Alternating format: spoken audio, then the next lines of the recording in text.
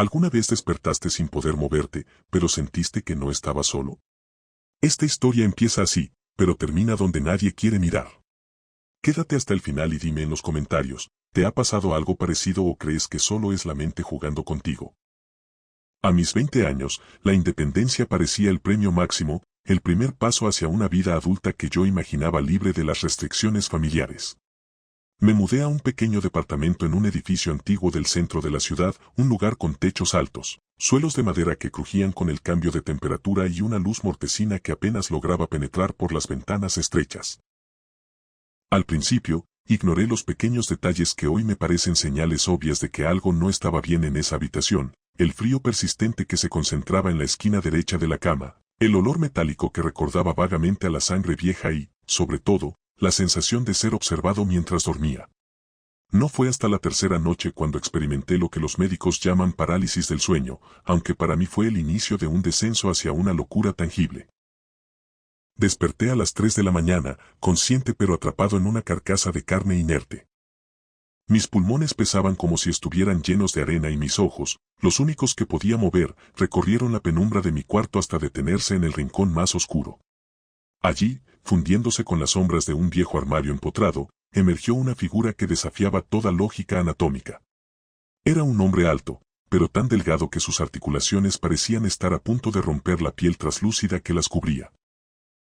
No tenía rostro, o al menos eso creía al principio, hasta que la entidad dio un paso hacia la luz de la luna que se filtraba por la cortina.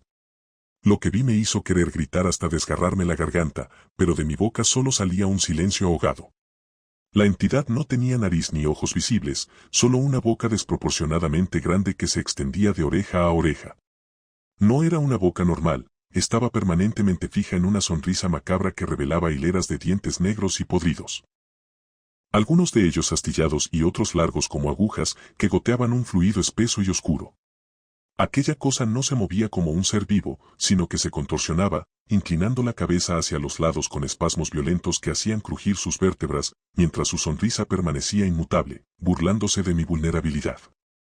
El terror se convirtió en una constante en mi vida. Cada noche era una repetición del mismo tormento.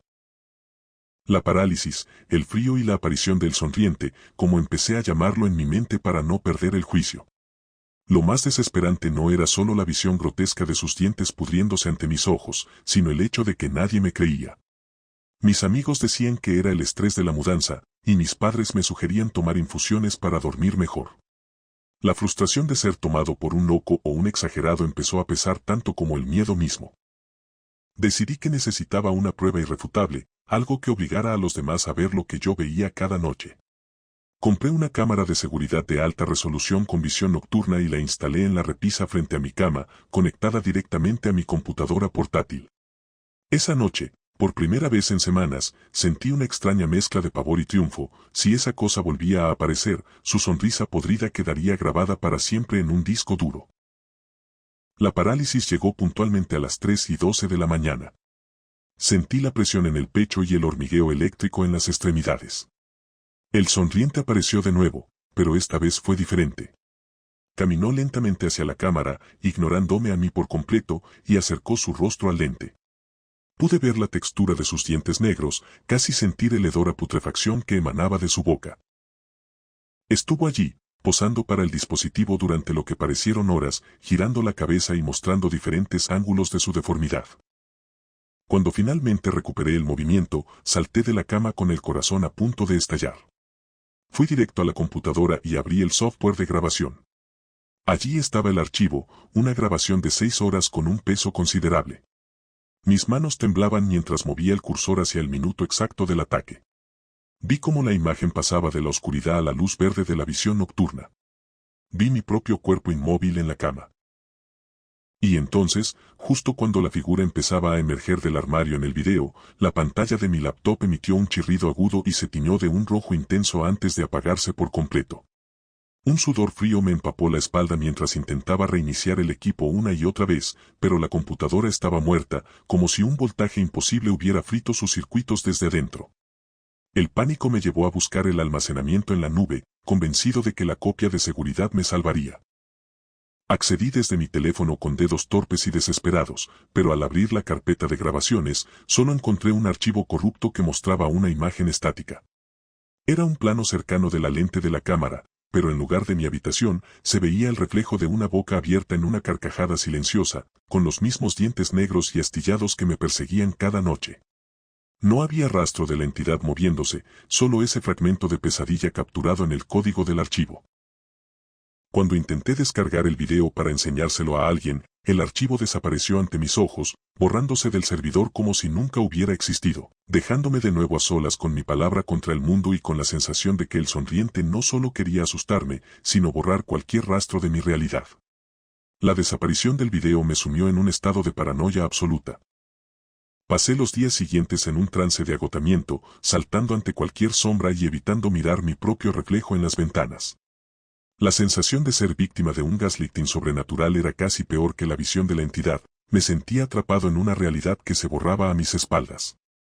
Decidí que no podía pasar una noche más en ese departamento, pero antes de marcharme, algo dentro de mí, una mezcla de terquedad y miedo, me impulsó a investigar qué había ocurrido en esas 4 paredes antes de mi llegada.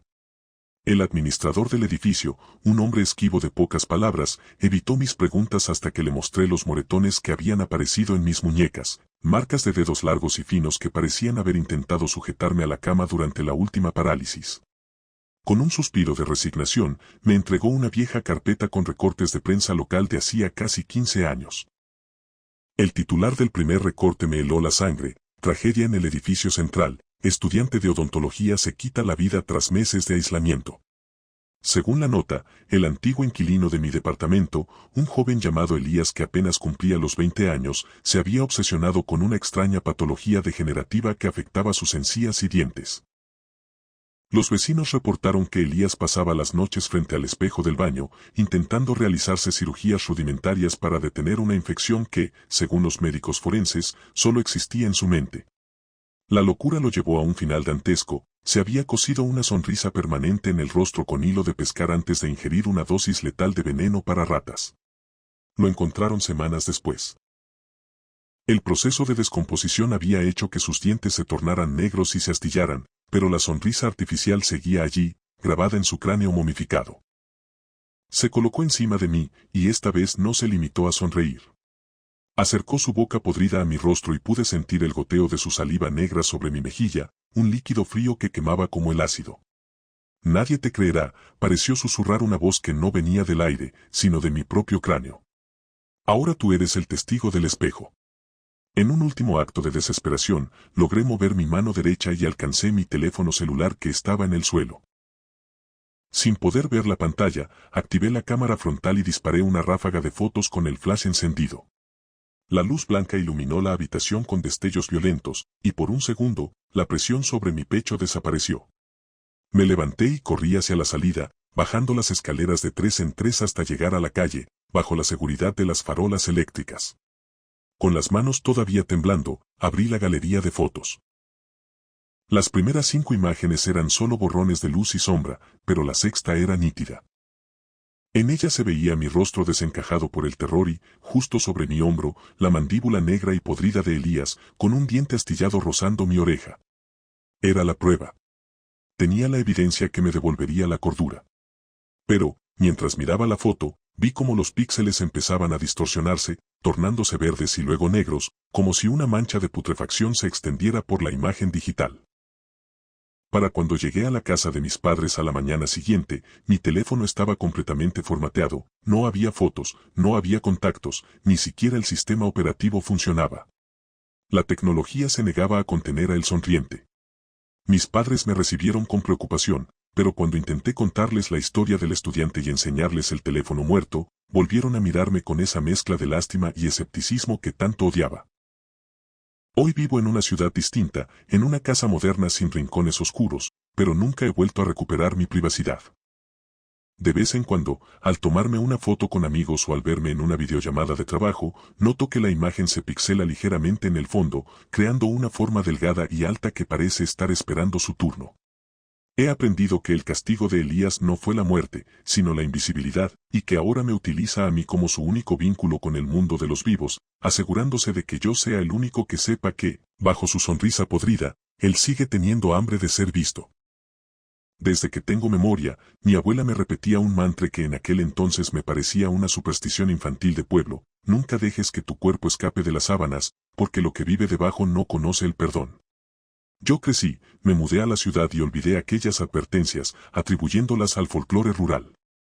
Sin embargo, hace 3 meses, tras mudarme a un departamento antiguo de techos altos y duela de madera en el centro de Querétaro, esas palabras regresaron para atormentarme.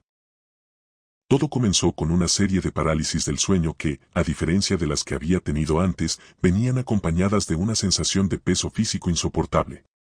No era solo la imposibilidad de moverme, sino la certeza de que algo, una masa densa y gélida, se sentaba sobre mis piernas cada noche exactamente a las 3:33 de la mañana. Durante esos episodios, el silencio de la habitación se volvía espeso, interrumpido únicamente por un sonido de arrastre, como si algo hecho de ramas secas y lija se deslizara lentamente por la madera del suelo, rodeando mi cama, buscando un punto de acceso hacia mi piel. La tensión alcanzó su punto crítico un martes de lluvia torrencial. El cansancio acumulado me hizo desplomarme sobre la cama sin siquiera acomodar las almohadas. En mi agotamiento, no me di cuenta de que mi brazo derecho, desde el codo hasta la punta de los dedos, había quedado colgando fuera del borde del colchón, balanceándose sobre el vacío oscuro que se extendía entre la cama y el piso. Desperté de golpe en medio de la parálisis, con la mente lúcida pero el cuerpo convertido en una estatua de mármol. El aire de la habitación olía a tierra mojada y a algo rancio, como carne que ha sido curada en sal por demasiado tiempo. Entonces, lo escuché. El sonido de arrastre se detuvo justo debajo de mi mano colgante. Pude sentir el calor de una respiración agitada y silbante que chocaba contra la palma de mi mano. Fue entonces cuando algo me tocó. No fue un toque humano, era una textura rasposa, similar a la corteza de un árbol milenario pero con la flexibilidad de la carne, algo seco y duro que recorrió mis dedos uno a uno con una lentitud sádica. El pánico que sentí en ese momento fue tan primitivo que mi mente intentó desconectarse para protegerme. Sentí como unas uñas, largas y desafiladas como garras de madera, se hundían levemente en el dorso de mi mano, subiendo por mi antebrazo. Era una exploración curiosa y violenta a la vez. Lo más aterrador no era el dolor, sino la comprensión de que esa cosa estaba interactuando conmigo en el mundo físico. Intenté gritar, intenté sacudir el brazo, pero el peso sobre mi pecho me mantenía anclado.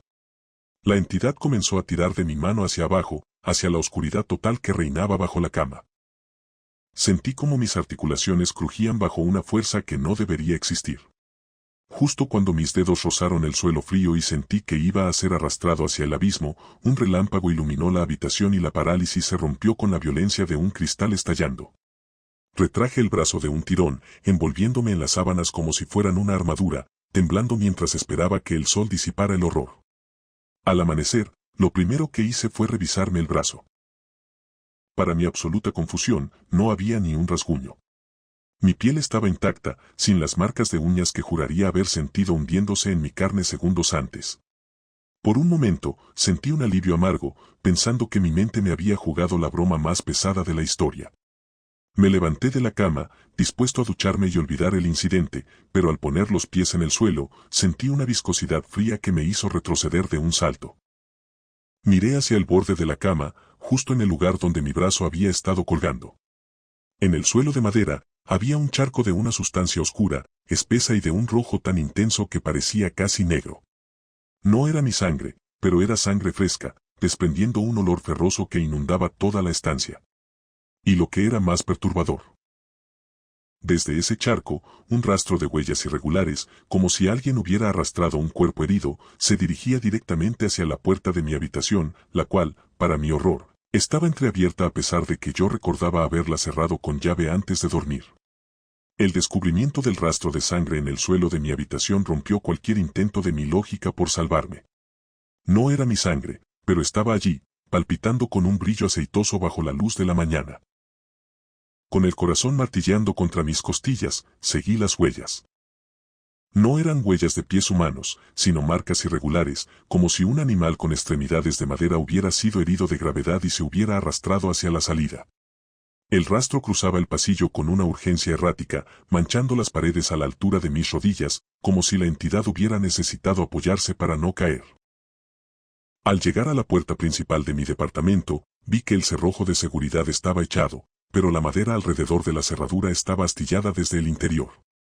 Lo que fuera que estuvo bajo mi cama no entró por la puerta, estaba allí conmigo, y su lucha por salir había sido desesperada después de haberme tocado.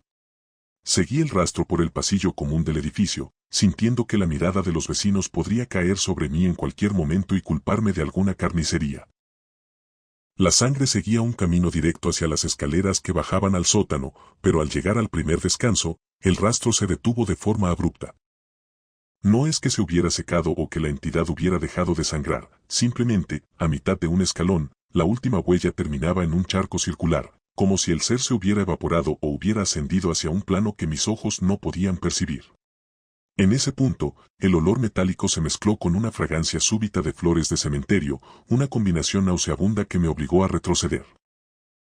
Regresé a mi departamento, cerré todas las entradas y me dediqué a limpiar la sangre con una mezcla de cloro y pánico, pero no importaba cuánto tallara la madera, la mancha en mi habitación se negaba a desaparecer del todo, quedando como una sombra rojiza impregnada en la duela.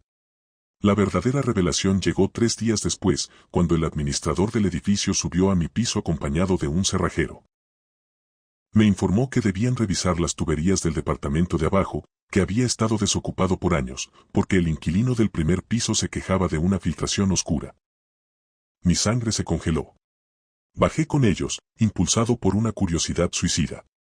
Cuando abrieron el departamento vacío, el olor a humedad y encierro nos golpeó la cara, pero lo que vimos en el techo de la recámara principal, justo debajo de donde se encontraba mi cama, desafiaba toda explicación. Había una mancha de sangre enorme, pero no goteaba hacia abajo. El rastro subía por la pared, desafiando la gravedad, como si algo herido hubiera intentado escalar hacia mi piso a través de las grietas de la construcción. El administrador, pálido, susurró que ese departamento había sido sellado porque el dueño anterior murió de una forma extraña, lo encontraron seco, sin una gota de sangre en el cuerpo, a pesar de que no había ni un solo corte en su piel. Fue entonces cuando comprendí la naturaleza del intercambio. Aquella noche, cuando mi brazo colgó fuera de la cama, no fui yo quien estuvo en peligro de muerte, sino que mi contacto físico, el calor de un ser vivo, hirió a la entidad que habitaba en el vacío. Al tocarme, ese ser de corteza y sombras absorbió algo de mi vitalidad, pero su naturaleza etérea no pudo contener la densidad de mi sangre, lo que provocó que empezara a gotear realidad en nuestro mundo. El rastro que vi no era de una huella que huía, sino del desecho de una entidad que se estaba deshaciendo al interactuar con el plano físico. Al no tener heridas en mi brazo, comprendí que la sangre en el suelo era, técnicamente, la mía, pero procesada y expulsada por el horror que vivía debajo. Me había convertido en un donante involuntario de vida para algo que no debería existir. Hoy en día, he cambiado de casa y duermo en una cama pegada al suelo, sin espacio para que nada se esconda debajo. Sin embargo, la cicatriz psicológica es imborrable. A veces, en el silencio de la noche, siento un leve tirón en las sábanas, una vibración sutil que me recuerda que las zonas seguras son solo una ilusión que nos inventamos para poder cerrar los ojos. La sangre que quedó en aquel departamento antiguo nunca fue limpiada del todo. Dicen que en las noches de lluvia, el rastro vuelve a brillar en las escaleras, esperando a que otro incauto olvide la regla de oro y deje que su carne escape del refugio del colchón. He aprendido que el miedo no es lo que vemos, sino lo que dejamos que nos toque cuando bajamos la guardia, y que hay deudas de sangre que se pagan centímetro a centímetro, cada vez que una mano se atreve a acariciar la oscuridad. Cuando me mudé a aquel estudio en un edificio de la época victoriana en los suburbios de Londres, creí que el frío que calaba los huesos y los ruidos en las paredes eran simplemente el encanto de la antigüedad. Como estudiante de intercambio, mi presupuesto era limitado y la oferta de aquel ático convertido en vivienda parecía un regalo del destino. Sin embargo, a las pocas semanas, el sueño empezó a convertirse en una zona de guerra. Mis noches se vieron interrumpidas por episodios de parálisis del sueño que yo atribuía al choque cultural y al estrés académico. Eran ataques precisos, siempre a la misma hora, sentía que una presencia alta y encorvada se materializaba junto a mi cama. En la penumbra, veía una silueta que parecía carecer de rostro, un hombre de extremidades demasiado largas que se limitaba a observarme mientras yo, atrapado en mi propio cuerpo, intentaba gritar sin éxito. Lo más aterrador no era la visión, sino el contacto. Sentía unos dedos callosos y helados rozando mi cuello, o el peso de su cuerpo hundiéndose en el colchón, justo detrás de mis hombros, mientras escuchaba una respiración rítmica que no era la mía. Mi mente, buscando una salida racional, se convenció de que estaba experimentando un fenómeno paranormal clásico. Empecé a dejar luces encendidas y a colocar sal en las esquinas, convencida de que algún residuo espiritual de los antiguos inquilinos se manifestaba en mi estado de vulnerabilidad nocturna. Pero la parálisis no cedía, al contrario, se volvía más íntima. Una noche, sentí que esos dedos no solo rozaban mi piel, sino que intentaban acomodar mi cabello, como si la entidad estuviera cuidando de mí de una forma posesiva y enferma. Empecé a notar detalles que no encajaban con un fantasma.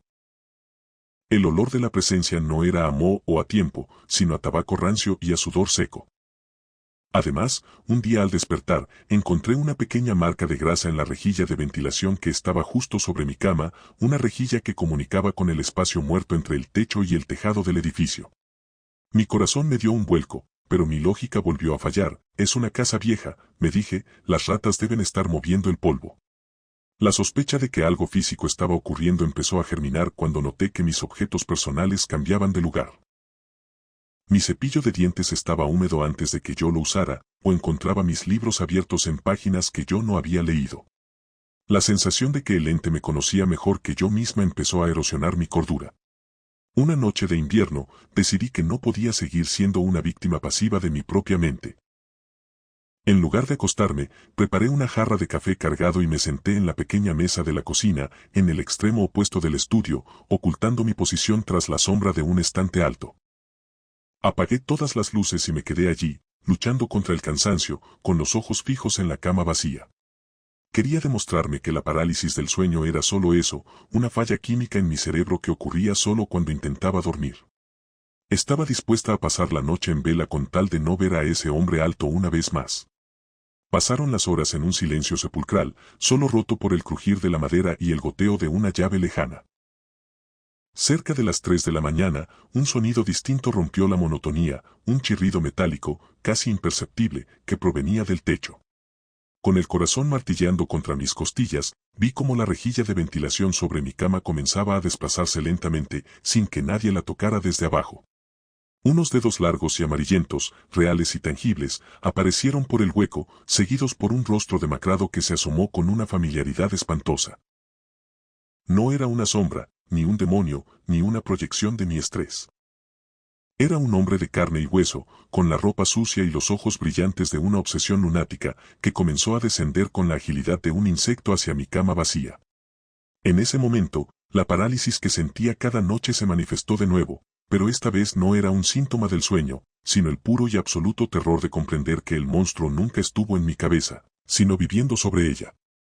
El hombre descendió con una confianza que me heló la sangre. Sus pies, descalzos y cubiertos de una costra de mugre, no hicieron ruido al tocar el colchón. Lo vi estirarse sobre mi cama, inhalando profundamente el aroma de mi almohada con una satisfacción que rozaba lo religioso. Desde mi escondite en la cocina, sentí una náusea violenta. Aquel sujeto no estaba allí para robar, estaba allí para habitar mi vida. Con una parsimonia aterradora, sacó de su bolsillo un pequeño frasco y un pañuelo. Entonces comprendí el origen de mis parálisis. No era mi cerebro fallando, era él, aplicando un sedante suave en la rejilla de ventilación o directamente sobre mi rostro mientras yo dormía para asegurarse de que, aunque despertara, no pudiera moverme mientras él me observaba, me tocaba o me susurraba al oído. El fantasma era un químico de la paciencia, un parásito humano que había convertido mi refugio en su terrario privado. El pánico inicial se transformó en una adrenalina fría. Sabía que si gritaba en ese momento, él podría saltar sobre mí antes de que algún vecino lograra reaccionar. Con movimientos milimétricos, alcancé mi teléfono celular y, manteniendo el brillo al mínimo, marqué el número de emergencias. No me atreví a hablar, simplemente dejé la línea abierta, esperando que la operadora rastreara mi ubicación mientras el intruso comenzaba a revisar mis cajones de ropa interior con una naturalidad que sugería que lo hacía todas las noches. De repente, el hombre se detuvo en seco. Giró la cabeza hacia la cocina, olfateando el aire como un animal salvaje. El olor del café recién hecho, que yo había preparado para mantenerme despierta, lo había delatado. Sus ojos se clavaron en la oscuridad donde yo me ocultaba y, por primera vez, nuestras miradas se cruzaron. No hubo palabras, solo el sonido de su respiración volviéndose errática y pesada. El intruso no huyó hacia la rejilla, en su lugar, saltó de la cama y corrió hacia mí con una velocidad inhumana. El estruendo de la policía derribando la puerta principal del edificio fue lo único que evitó que sus manos llegaran a mi cuello. Los oficiales entraron al estudio justo cuando él intentaba trepar de nuevo hacia el techo. Lo derribaron con violencia, y mientras lo esposaban, el hombre no dejaba de gritar mi nombre, pidiéndome que no lo echara de nuestra casa, con una voz que denotaba una intimidad que me hizo querer arrancarme la piel. Tras su detención, la inspección del ático reveló el verdadero horror. El hombre había construido un nido justo encima de mi habitación, con fotografías mías tomadas desde la rejilla, grabaciones de mis conversaciones telefónicas y, lo más perturbador, un diario detallado de cada uno de mis ciclos de sueño. Llevaba viviendo allí desde el día en que me mudé, alimentándose de mis obras y vigilando cada uno de mis suspiros. El giro final fue el que terminó por destruir mi sensación de seguridad para siempre. Durante el interrogatorio policial, se descubrió que aquel hombre no era un desconocido. Era el antiguo dueño del edificio, un sujeto que supuestamente se había mudado a otro país años atrás tras la muerte de su esposa en ese mismo departamento. Él nunca se fue, simplemente se desplazó a los espacios muertos de la estructura, observando cómo inquilina tras inquilina ocupaba su antiguo hogar. Pero lo que más me persigue en mis noches de insomnio no es solo su presencia física, sino lo que la policía encontró en el reverso de la rejilla de ventilación. Había una inscripción tallada en el metal que yo nunca pude ver desde abajo: gracias por dejarme entrar cada noche. Hoy vivo en un departamento moderno, con techos de concreto sólido y sin un solo conducto de ventilación a la vista. He instalado cámaras, alarmas y sensores de movimiento, pero la paranoia es una herida que no cierra. Cada vez que siento un leve cambio en la temperatura o escucho un crujido en el piso de arriba, me pregunto si el peligro es realmente un espíritu que se puede ahuyentar con sal, o si es simplemente otro ser humano que ha aprendido a vivir en los puntos ciegos de nuestra existencia. El terror paranormal es un alivio comparado con la verdad, que no hay cerradura lo suficientemente fuerte para protegerte de alguien que cree que le perteneces, y que a veces, lo que creemos que es un sueño inmovilizador es, en realidad, la mano de la realidad sujetándonos para que no podamos escapar de su mirada. Crecí en una casa donde el silencio no era sinónimo de paz, sino de miedo contenido. Mi abuelo, don Anselmo, fue un hombre cuya sombra parecía oscurecer las paredes mucho antes de que él mismo entrara en una habitación. Era un patriarca autoritario y violento, alguien que gobernaba a mi abuela y a mí con una crueldad que no necesitaba de golpes para doler, aunque los golpes nunca faltaron. Cuando finalmente falleció, tras una agonía amarga que pareció purgar todo rastro de humanidad en su rostro, el pueblo entero suspiró con alivio. Yo, que entonces tenía 19 años, creí ingenuamente que la muerte era un muro infranqueable, una frontera que nos protegería de su ira para siempre. Sin embargo, apenas una semana después del sepelio, la atmósfera de la casa empezó a cambiar. El aire se volvió pesado, con un olor persistente a tierra húmeda y a flores marchitas que se concentraba en el pasillo que llevaba a su antigua recámara, la cual mi abuela se negaba a abrir, como si supiera que el cerrojo era lo único que mantenía a raya una oscuridad que se negaba a descansar. La primera parálisis ocurrió una noche de tormenta seca. Desperté a las 3 de la mañana con la sensación de que alguien estaba sentado en la orilla de mi cama, pero cuando mis ojos recorrieron la penumbra, no vi a nadie a mi nivel. Fue cuando miré hacia arriba que mi corazón dio un vuelco que casi me detiene el aliento. En la esquina superior del techo, justo sobre la cabecera de mi cama, vi una figura que desafiaba cualquier ley de la naturaleza. Era mi abuelo, pero no como lo recordaba en su ataúd. Su cuerpo estaba extrañamente alargado, sus articulaciones se doblaban hacia atrás con la agilidad repulsiva de un insecto, y su piel tenía un tono grisáceo, surcado por venas negras que palpitaban bajo la superficie. No estaba sentado, estaba adherido al techo, gateando con una lentitud calculada mientras sus dedos, terminados en uñas largas y astilladas, rayaban el yeso con un sonido que me desgarraba los nervios. Lo más aterrador eran sus ojos. 2 orbes de un rojo incandescente que goteaban un fluido oscuro, y de su boca entreabierta asomaban pequeños gusanos blancos que caían sobre mi sábana con un golpe sordo y húmedo. El horror de estar inmovilizado mientras esa entidad se desplazaba sobre mí es una sensación que no le deseo ni a mi peor enemigo. Don Anselmo no hablaba, pero su presencia emitía un zumbido de odio puro que llenaba mi mente de imágenes de su pasado violento.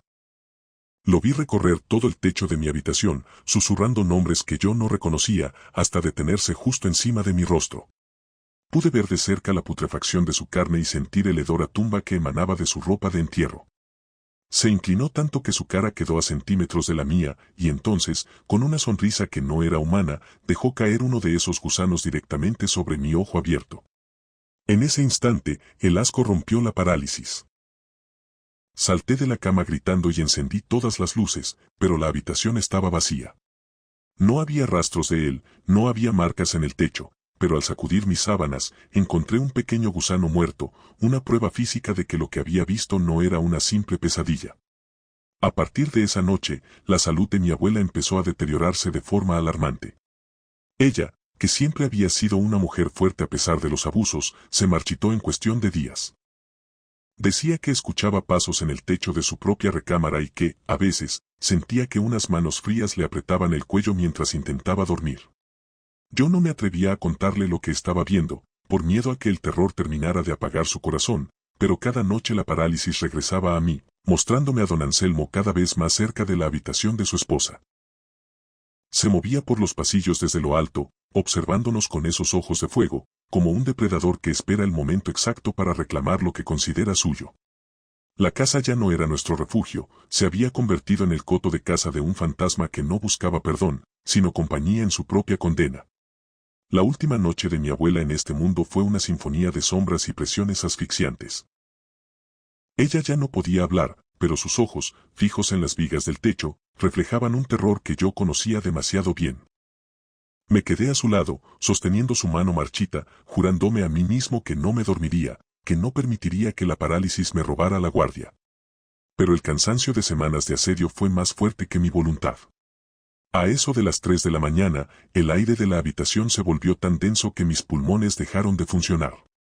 La parálisis me golpeó como un mazo, dejándome petrificado en la silla junto a su cama. Entonces, el techo crujió. Don Anselmo emergió de la oscuridad de la esquina, gateando con sus extremidades invertidas, bajando por la pared hasta quedar suspendido sobre el cuerpo de su esposa. Sus ojos rojos brillaban con una alegría maligna mientras extendía sus brazos, cubiertos de esa piel grisácea y gusanienta, para envolver el torso de mi abuela. Lo que vi a continuación fue una violación de las leyes del espíritu. Don Anselmo no solo estaba allí para verla morir, estaba allí para reclamarla. Vi cómo la sombra de mi abuela, una versión luminosa y frágil de ella misma, era arrancada con violencia de su cuerpo físico por las manos garras de la entidad. Mi abuela gritaba en un silencio que solo mi mente podía escuchar, mientras el abuelo la sujetaba del cuello con una fuerza brutal, riendo con un sonido que recordaba al choque de huesos secos. Mía por siempre, pareció retumbar en las paredes. Vi cómo el abuelo empezaba a retroceder hacia una mancha de oscuridad absoluta que se abría en el centro de la habitación, un pozo sin fondo que exudaba un frío eterno. La arrastró por el suelo, ignorando sus súplicas, hasta que ambos se hundieron en el vacío, dejando tras de sí un rastro de gusanos que se retorcían en el aire antes de desaparecer. Cuando la parálisis se rompió, el silencio que quedó en la habitación era de una vacuidad absoluta. Mi abuela ya no respiraba. Sus ojos estaban abiertos, fijos en el punto exacto donde la oscuridad se la había tragado, y su rostro mantenía una expresión de angustia que ninguna mortaja podría ocultar. Llamé a los servicios médicos, llamé a la familia, pero me sentía como un extranjero en mi propio duelo. Nadie podía entender que lo que yacía en esa cama era solo el envase, y que el alma de la única persona que me había amado estaba ahora encadenada a su verdugo en un plano de sufrimiento infinito. El entierro fue una ceremonia rápida y gris.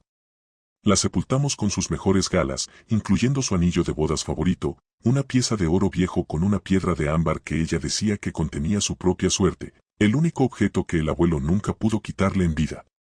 Regresé a la casa vacía esa misma noche, impulsado por una melancolía que me impedía estar en cualquier otro lugar. Mientras intentaba conciliar el sueño en mi antigua habitación, sentí un golpe seco en el suelo de madera, justo al pie de mi cama. Encendí la lámpara, esperando ver otro de esos gusanos, pero lo que vi me hizo perder la fuerza en las piernas. Allí, brillando bajo la luz eléctrica, estaba el anillo de ámbar de mi abuela. Lo tomé con manos temblorosas, el metal estaba helado y desprendía el inconfundible olor a tierra de cementerio y putrefacción. Era imposible. Yo mismo había visto al sepulturero cerrar el ataúd con ella llevándolo puesto. Al mirar hacia el techo, vi una última marca. Un rastro de ceniza negra que formaba la palabra gracias, grabada con la caligrafía violenta de mi abuelo. Comprendí entonces que el anillo no era un consuelo, sino un trofeo de guerra. Don Anselmo me lo había dejado para asegurarse de que yo supiera que el pacto de su posesión era absoluto. Él no solo se había llevado su alma, sino que se había tomado la molestia de profanar su descanso físico para recordarme que en su reino no hay tesoros que él no pueda reclamar. Hoy la casa permanece cerrada, pero quienes pasan por fuera dicen que todavía se escuchan dos tipos de llantos, uno de un hombre que ríe mientras golpea el techo, y otro de una mujer que pide auxilio desde el vacío.